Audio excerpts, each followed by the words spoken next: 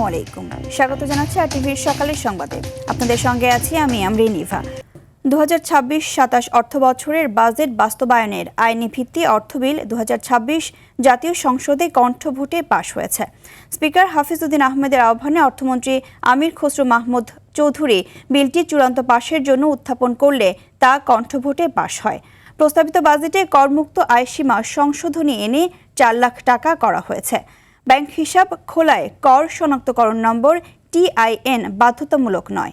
City corporation ও পৌর এলাকায় জমি ফ্ল্যাটের বণ্টননামা, দলিল নিবন্ধন এবং নামজারির ক্ষেত্রে TIN বাধ্যতামূলক করার প্রস্তাব ছিল। অর্থ বিলে সংশোধনী এনে AI বাধ্যবাধকতা তুলে নেওয়া হয়েছে। প্রস্তাবিত বাজেটে বেসরকারি বিশ্ববিদ্যালয়ের উপর 10% কর বহাল রাখা হয়েছিল। অর্থ বিলে তা কমিয়ে 5% করা হয়েছে।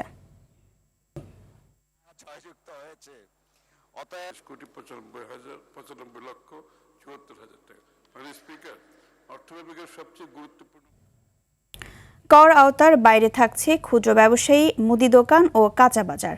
অন্যান্য ক্ষুদ্র ব্যবসার জন্য রাখা হচ্ছে ফ্ল্যাট রেটের ভ্যাট কাঠামো। সোমবার বিকেলে জাতীয় সংসদে এই তথ্য জানিয়েছেন অর্থমন্ত্রী আমির খসরু মাহমুদ চৌধুরী। তিনি বলেন, দুর্বল ব্যাংকগুলোর বিতর্কিত সাবেক মালিকরা যেন আবার ফিরে আসতে না পারে সেজন্য ব্যাংক রেগুলেশন আইনের সংশোধন করা হচ্ছে। এছাড়া পুঁজিবাজারের নিরাপত্তায় বিশেষ সুবিধার ঘোষণাও দেন তিনি। সর্দার রাজীবের রিপোর্টে দেখুন বিস্তারিত। অর্থমন্ত্রীর বক্তব্যের মধ্য দিয়ে শেষ হলো 2026-27 অর্থ বছরের প্রস্তাবিত বাজেটের ওপর সাধারণ আলোচনা। সোমবার সমাপনী বক্তব্যে সংসদ সদস্যদের প্রতি গঠনমূলক আলোচনার জন্য কৃতজ্ঞতা জানান তিনি। সকল সদস্যের প্রতি আন্তরিক কৃতজ্ঞতা ও ধন্যবাদ জ্ঞাপন করছি। ধ্বংসপ্রাপ্ত অর্থনীতির মধ্য দিয়ে বিএনপি দায়িত্ব নিয়েছে জানিয়ে মন্ত্রী বলেন, জনগণের মাঝে স্বস্তি ফেরাতে কর নীতিতে বড় পরিবর্তন আনা হচ্ছে। ক্ষুদ্র ব্যবসায়ীদের সুবিধার্থে বা ক্ষেত্র বিশেষে হয়রানি বন্ধে তাদের সামর্থ্য অনুযায়ী ফ্ল্যাট রেটে ভ্যাট প্রদানের উদ্যোগ গ্রহণ করেছি। আমি এই বিষয়ে আশ্বস্ত করতে চাই, কাঁচা বাজার ও ক্ষুদ্র মুদি দোকান এর আওতায় বাইরে থাকবে। স্পিকার, পরিচালন ব্যয় কমিয়ে উন্নয়ন ব্যয় বাড়ানোর কথা জানিয়ে আমির খসরু বলেন, ব্যাংক থেকে সরকারের ঋণ গ্রহণের পরিমাণ 6,000 কোটি টাকা কমানো হচ্ছে। উন্নয়ন ব্যয়ের অংশ 2025-26 অর্থ বছরে 27.27% হতে 26-27 অর্থ বছরে 33.70% উন্নীত করার প্রস্তাব করছে। পাচার হওয়া প্রায় 73,000 কোটি টাকার সম্পদ জব্দ করা হয়েছে জানিয়ে তিনি বলেন, বাংলাদেশে বিনিয়োগ বৃদ্ধির জন্য 3টি দেশে ডেডিকেটেড ফান্ড গঠন করা হবে। বিকল্প অর্থায়ন পরিকল্পনার অংশ হিসাবে হংকং, লন্ডন ও নিউ ইয়র্কে কেবল বাংলাদেশে বিনিয়োগের জন্য বেসরকারি পর্যায়ে তহবিল গঠনের উদ্যোগ নেওয়া হচ্ছে। বৈশ্বিক টেলিকম কোম্পানি ভিওন $100 কোটি বিনিয়োগের প্রতিশ্রুতি দিয়েছে জানিয়ে অর্থমন্ত্রী বলেন, প্রকল্প বাস্তবায়নে স্বচ্ছতা ফেরাতে ড্যাশবোর্ডের মাধ্যমে তদারকি করা হবে। ভিওনের প্রতিনিধি দল বাংলাদেশে $1 বিলিয়ন বিনিয়োগের উদ্যোগের প্রতিশ্রুতি দিয়েছে। এর মধ্যে তাৎক্ষণিকভাবে $250 মিলিয়ন অ্যাঙ্কর বিনিয়োগ হিসাবে বাস্তবায়ন অঙ্গীকার করেছেন। এ সময় পুঁজিবাজারের উন্নয়নে জিরো কুপন বন্ডের আয়কে করমুক্ত রাখা সহ বেশ কিছু পদক্ষেপের কথাও জানান তিনি। যে কোনো পরিমাণ শেয়ার হস্তান্তর পূর্বক শেয়ার বাজারে তালিকাভুক্ত হলেই 2.5% কর হ্রাসের প্রস্তাব করছি। সর্দার রাজীব, RTV, ঢাকা। জাসদ সভাপতি হাসানুল হক ইনুর বিরুদ্ধে জুলাই গণঅভ্যুত্থানের মানবতাবিরোধী অপরাধ মামলার রায় আজ। নিজের নির্বাচনী এলাকা কুষ্টিয়ায় 6 জনকে হত্যা, শেখ হাসিনার সঙ্গে যোগসাজশে আন্দোলনকারীদের উপর গুলির নির্দেশ সহ 8 অভিযোগে বিচার হয় এই জাসদ নেতার। রায়ে সর্বোচ্চ সাজার প্রত্যাশা চিফ প্রসিকিউটরের। মাহমুদের রিপোর্টে দেখুন বিস্তারিত। যারা মিছিল লিড করছে সেগুলো চিহ্নিত আছে ছাত্রদল, বিএনপির ছেলেরা, শিবিরের। এই সময় যা পারেন শিবির যে করা আছে যা আছে তদবির করেন। এভাবেই জুলাই গণঅভ্যুত্থানে আন্দোলনকারীদের দমনে গুলির নির্দেশ দেন পতিত প্রধানমন্ত্রী শেখ হাসিনা। তার সঙ্গে যোগসাজশ করেন জাতীয় সমাজতান্ত্রিক দলের সভাপতি হাসানুল হক ইনু, যার পরিপ্রেক্ষিতে ঘটে বহু নিহত ও হতাহতের ঘটনা। এসব অভিযোগ সহ কুষ্টিয়ায় 6 জনকে হত্যা মামলায় আন্তর্জাতিক অপরাধ ট্রাইব্যুনালে বিচার হয় ইনুর। প্রায় 1 বছরের বিচারিক প্রক্রিয়া শেষে গত 22 জুন রায়ের দিন ঠিক করে বিচারপতি নজরুল ইসলাম চৌধুরীর নেতৃত্বাধীন ট্রাইব্যুনাল 2। অভিযোগ নিরঙ্কুশভাবে প্রমাণিত হয়েছে দাবি করে রায়ে সর্বোচ্চ সাজা প্রত্যাশা করেন চিফ প্রসিকিউটর। 10 জন সাক্ষীর সাক্ষ্য আমরা আদালতে উপস্থাপন করেছি। তারা প্রত্যেকে হাসানুল হক ইউনূস সাহেবের যে সংশ্লিষ্টতা সাক্ষীরা তা প্রমাণ করেছে কোর্টে। তিনি যে অপরাধ করেছেন সে অনুযায়ী তাতে সর্বোচ্চ শাস্তি হয়, সেটাই প্রত্যাশা করছে। এর আগে 14 মে এ মামলায় প্রসিকিউশন ও আসামি পক্ষের চূড়ান্ত যুক্তিতর্ক শেষ হয়। এরপর থেকেই রায়ের জন্য অপেক্ষমান ছিল মামলাটি। GM Mahmud, RTV, Dhaka. আন্তর্জাতিক অপরাধ ট্রাইব্যুনাল 2 থেকে সরাসরি যুক্ত হচ্ছেন সহকর্মী জিএম মাহমুদ। আমরা সরাসরি চলে যাচ্ছি তার কাছে। মাহমুদ, জুলাই গণঅভ্যুত্থানে কুষ্টিয়ায় 6 জনকে হত্যা সহ মানবতাবিরোধী অপরাধের মামলায় হাসানুল হক ইনুর বিরুদ্ধে রায় কখন পড়া শুরু হবে এবং কি তথ্য রয়েছে এই বিষয়ে আপনার কাছে জানাবেন?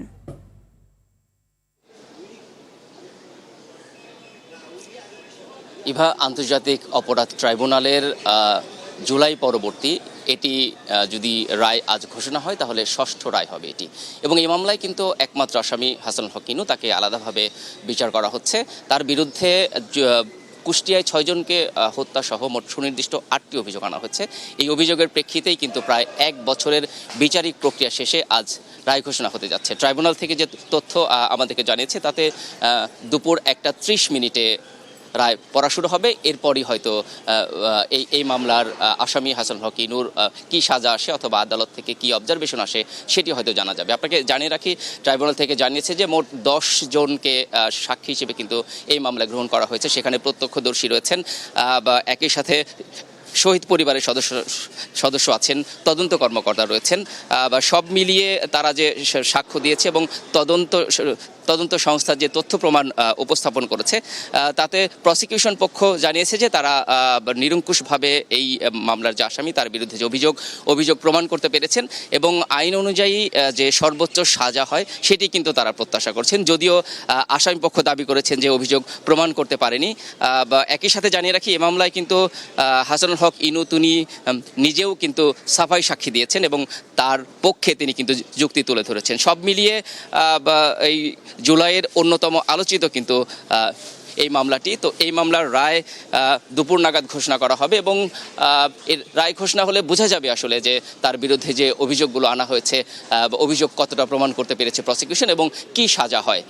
তো ট্রাইব্যুনাল কিন্তু প্রস্তুত রয়েছে, আইনশৃঙ্খলা বাহিনীর পর্যাপ্ত উপস্থিতি রয়েছে এবং এই মামলার যে একমাত্র আসামি হাসানুল হক ইনু তাকেও কিন্তু আনা হয়েছে। অর্থাৎ তার উপস্থিতিতেই কিন্তু এই রায় ঘোষণা হবে এবং সমস্ত বিচারিক প্রক্রিয়ায়ও কিন্তু তিনি উপস্থিত ছিলেন। তো আমরা আশা করি হয়তো দুপুর নাগাদ এই বিষয়ে আরও সুনির্দিষ্ট তথ্য আপনাকে জানাতে পারবো। তো আপাতত এই রায় ঘিরে আমার কাছে যে তথ্য ছিল সেগুলো জানাতে চেষ্টা করলাম। ইভা, ধন্যবাদ আপনাকে। বর্ষা এলেই যেন সড়ক খোঁড়ার উৎসবে মেতে ওঠে সিটি কর্পোরেশন ও বিভিন্ন সেবামূলক সংস্থা।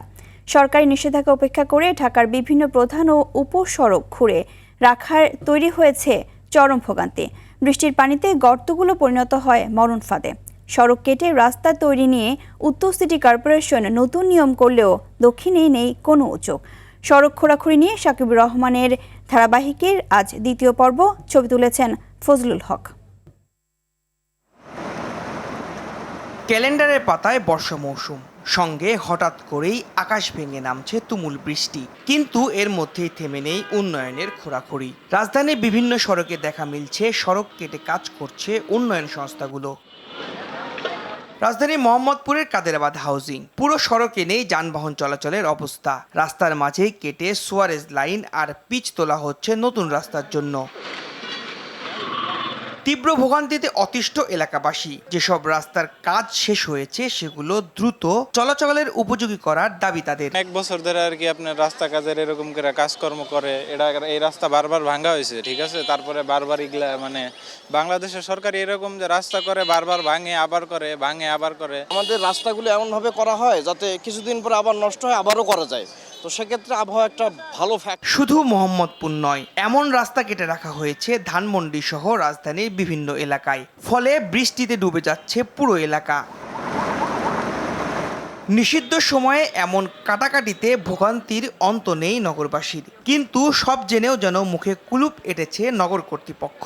ডিপিডিসি যখন আসে, ওয়াসা যখন আসে, আমরা দেখি তারা প্রকল্পের মাধ্যমে কাজটি করে।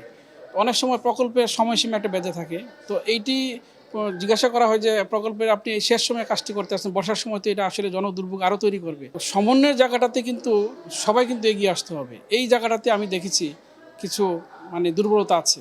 তো দুর্বলতা আমরা বারবারই নক করছি, কিন্তু দুর্বলতা কিন্তু সহজে যাচ্ছে না। আমরা চেষ্টা করছি যে মানুষের দুর্ভোগ যেন না হয়। যদিও উত্তর সিটি কর্পোরেশন ভোগান্তি কমাতে নিয়েছে নতুন উদ্যোগ। দুর্ভোগটাকে যেন মিনিমাইজ এবং কন্ট্রোল করা যায়, তো সেই জন্য যেটা হয়েছে যে এটাকে এখন ফেজ ওয়াইজ দেওয়া হচ্ছে। একটা নীতিমালা আছে, তাদের পরিকল্পনা অনুযায়ী যদি বাস্তবায়ন সন্তোষজনক থাকে সেক্ষেত্রে তারা পরবর্তীটুকু পারমিশন পাচ্ছে। সেই হিসেবে কাজগুলোকে আমরা নিয়ন্ত্রণ করার চেষ্টা করছি। এটা যেহেতু শুরু হয়েছে মাত্র, এটা ফলাফল পেতে একটু সময় লাগবে। প্রতি বছরই উন্নয়নের স্বার্থে সাময়িক কষ্ট, এমন সান্ত্বনার বাণী শোনানো হয় নগরবাসীকে, কিন্তু এই সাময়িক সেই কষ্ট স্থায়ী রূপ নেয় বছরের পর বছর। সাকিবুর রহমান, RTV, ঢাকা। কাতারে সড়ক দুর্ঘটনায় নিহত 5 বাংলাদেশি মরদেহ দেশে পৌঁছেছে।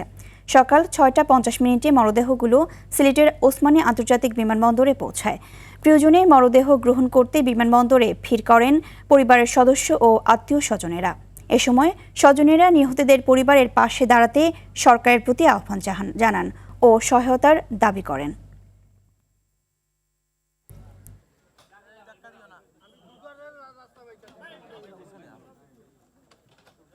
অবশ্যই তাদেরকে আমরা সহযোগিতার চেষ্টা করব, কারণ 5টা পরিবার, তারা তাদের পরিবারের যারা আছে সন্তানাদি, তাদের মুখে হাসি ফোটানোর জন্য তো তারা বিদেশ গিয়েছিল।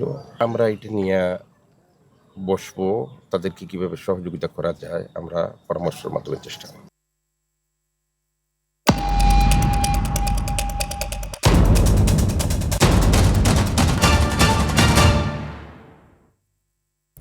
এবার বিআরবি কেবল বিশ্বকাপের খবর। বিশ্বকাপের নকআউট পর্বে জাপানের বিপক্ষে ম্যাচ জয়ের পর ঢাকা বিশ্ববিদ্যালয়ের টিএসসিতে তৈরি হয় উৎসব মুখর পরিবেশ।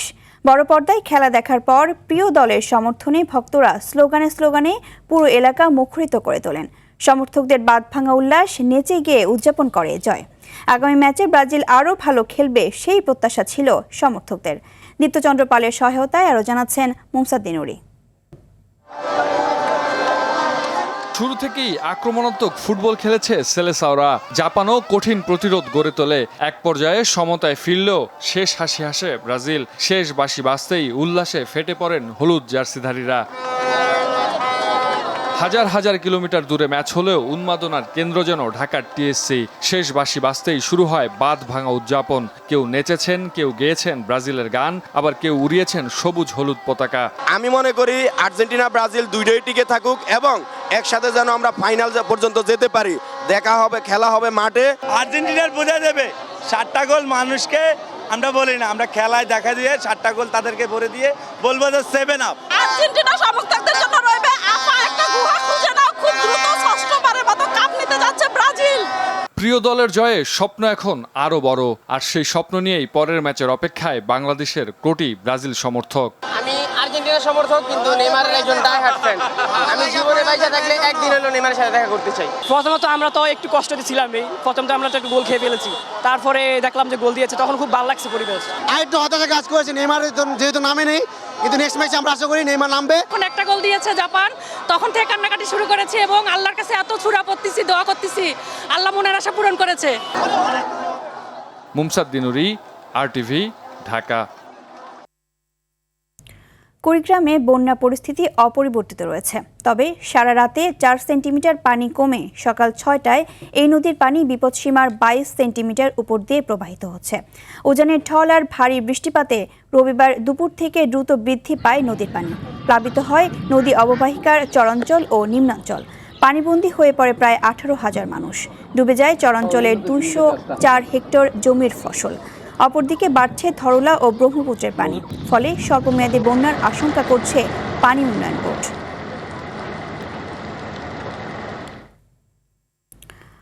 দর্শক, এই বিষয়ে আরো জানাতে কুড়িগ্রামের নাগেশ্বরী থেকে সরাসরি যুক্ত হচ্ছেন সহকর্মী আব্দুল কুদ্দুস চঞ্চল। চঞ্চল, পানি কি এখনো বিপদসীমার উপরেই আছে? আর পানিবন্দী মানুষগুলো এখন কোথায় অবস্থান করছেন এবং প্রশাসন থেকে কোনো ব্যবস্থা নেওয়া হয়েছে কিনা জানাবেন। ইভা, এই মুহূর্তে দুধকুমোরের পানি আরও 1 সেন্টিমিটার কমে এখন বিপদসীমার 21 সেন্টিমিটার উপর দিয়ে প্রবাহিত হচ্ছে। আর অপরদিকে ধরলার পানি কমতে শুরু করেছে এবং তিস্তার পানি কমতে শুরু করেছে, তবে ব্রহ্মপুত্রের পানি এখন স্থির রয়েছে। তো এই যে গত রোববার থেকে সৃষ্ট বন্যায় বিশেষ করে ভুরুঙ্গামারী এবং নাগেশ্বরী উপজেলার বেশ কয়েকটি ইউনিয়নের প্রায় 18,000 মানুষ কিন্তু পানিবন্দী অবস্থায় রয়েছে। বিশেষ করে চর অঞ্চল এবং নিম্ন অঞ্চলে কিন্তু পানি প্রবেশ করেছে এবং জলাবদ্ধতার সৃষ্টি করেছে। বাড়িতে পানি না উঠলেও কিন্তু ক্ষেত খামারে পানি উঠেছে। এতে কিন্তু কৃষির যে আবাদ রয়েছে সমসাময়িক, বিশেষ করে পাট, আউশ ধান এবং শাকসবজি সহ আমনের যে বীজতলা রয়েছে, এই বীজতলাগুলো কিন্তু এখন পর্যন্ত পানির নিচে নিমজ্জিত রয়েছে। পানি যদি দীর্ঘায়িত হয় তাহলে কিন্তু এই সমস্ত ফসলের ব্যাপক ক্ষতি হতে পারে। বিশেষ করে আমন যে আবাদ রয়েছে, আমনের যে বীজতলা রয়েছে সেগুলো কিন্তু নষ্ট হয়ে যেতে পারে। ফলে আমন আবাদ নিয়ে কিন্তু অনেকটা সমস্যায় পড়তে পারে এখানকার কৃষকরা। তো আপনাকে একটি বিষয় জানিয়ে রাখছি যে আবহাওয়া এবং বন্যা সতর্কীকরণ কেন্দ্র যেটি জানিয়েছেন যে আগামী 2 জুলাই পর্যন্ত কিন্তু এই বন্যার পরিস্থিতি থাকার সম্ভাবনা রয়েছে এবং এর মাঝে কোনো কোনো নদীর পানি কিন্তু আবার বৃদ্ধি পেতে পারে, এরকমটাকে পূর্বাভাস দিয়েছে। তো তাহলে কিন্তু এই বন্যার দীর্ঘমেয়াদী হওয়ার সম্ভাবনা রয়েছে। তো অপরদিকে প্রশাসন যেটি বলেছে যে বন্যার্তদের জন্য যে সকল প্রস্তুতি সম্পূর্ণ করা হয়েছে, শুকনো খাবার এবং নগদ টাকা প্রস্তুত রাখা হয়েছে। ত্রাণ দেওয়ার সময় হলে কিন্তু এগুলো দেওয়া হবে। আপনাকে একটি বিষয় জানিয়ে রাখি যে চর অঞ্চলের অধিকাংশই বাড়ি কিন্তু উঁচু ভিটায় তৈরি করা, ফলে কিন্তু এখানে পানি উঠতে অনেকটা সময় লাগে এবং বড় ধরনের বন্যার প্রয়োজন হয়। তবে একটি দুর্ভোগ সৃষ্টি হয়েছে যে এই সমস্ত বাড়ির আশেপাশে পানি উঠায় যে চলাচল এবং সড়কের যে জনপদ যে স্থানীয় গ্রামীণ সড়ক রয়েছে সেগুলো কিন্তু ডুবে গেছে। ফলে এখানকার মানুষের চলাচল কিন্তু অনেকটা বাধাগ্রস্ত হয়েছে। তারা নৌকা এবং ভেলাযোগে মূল ভূখণ্ডের সাথে যোগাযোগ স্থাপন করছে। বিশেষ করে স্কুল কলেজের শিক্ষার্থীদের কিন্তু অনেকটা কষ্ট ভোগ করতে হচ্ছে। তো পানি উন্নয়ন বোর্ড যেটি জানিয়েছে যে এই যে পানি বৃদ্ধি এবং কমা এটা 2 জুলাই পর্যন্ত অব্যাহত থাকতে পারে। তো এই ছিল আমার কাছে কুড়িগ্রামে বন্যা নিয়ে সর্বশেষ খবরাখবর। ইভা, ধন্যবাদ আপনাকে।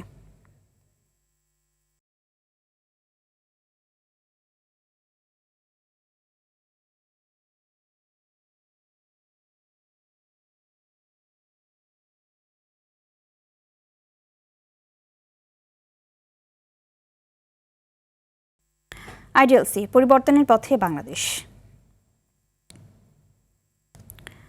আগামী 2026-27 অর্থবছরের প্রস্তাবিত জাতীয় বাজেটে স্থানীয় সরকার ও গ্রামীণ উন্নয়ন খাতে 41,352 কোটি টাকা বরাদ্দের প্রস্তাব করা হয়েছে। জাতীয় সংসদে বাজেট বক্তব্যে অর্থমন্ত্রী আমির খসরু মাহমুদ চৌধুরী জানান, গ্রামীণ সড়ক, সুপেয় পানি, শতভাগ স্যানিটেশন ও ড্রেনেজ ও আধুনিক বর্জ্য ব্যবস্থাপনা কার্যক্রম সম্প্রসারণ করার পরিকল্পনা করছে বর্তমান সরকার। পাশাপাশি জলবদ্ধতা নিরসন, সহনশীল অবকাঠামো, ডিজিটাল জন্মমৃত্যু নিবন্ধন এবং দারিদ্র্য বিমোচনে বিভিন্ন কর্মসূচি বাস্তবায়ন করা হবে। একই সঙ্গে প্রান্তিক জনগোষ্ঠীর আর্থিক ও প্রযুক্তিগত সক্ষমতা বৃদ্ধিতে উদ্যোগ থাকছে। এছাড়াও গ্রামীণ জনগোষ্ঠীর জীবনমান উন্নয়ন, দারিদ্র্য বিমোচন এবং অন্তর্ভুক্তিমূলক প্রবৃদ্ধি নিশ্চিত করতে পল্লী উন্নয়ন ও সমবায় খাতেও বহুমুখী কর্মসূচি বাস্তবায়ন করা হচ্ছে।